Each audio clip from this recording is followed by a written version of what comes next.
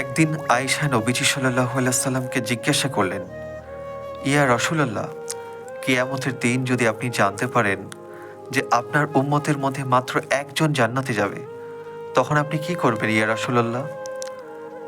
নবীজি সাল্লাল্লাহু আলাইহি সাল্লাম স্নেহ ভরে মৃদু হেসে বললেন, আমি আল্লাহর প্রশংসা করব, যিনি আমার উম্মতের জন্য জান্নাতের দরজা খুলে দিয়েছেন। আয়েশা রাদিয়াল্লাহু তাআলা আনহা আবার জিজ্ঞেস করলেন, আর যদি জানতে পারেন যে পুরো উম্মতই জান্নাতে যাবে, তখন কি করবেন? নবীজি সাল্লাল্লাহু আলাইহি সাল্লাম বললেন, তাহলে আমি আল্লাহর সামনে সেজদায় লুটিয়ে পড়ব এবং তার শুকরিয়া আদায় করব।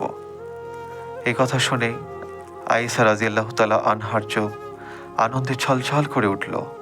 এখান থেকেই আমরা বুঝতে পারি যে নবীজির উম্মতের প্রতি যে ভালোবাসাটা ছিল, সেটা সীমাহীন ভালোবাসা ছিল।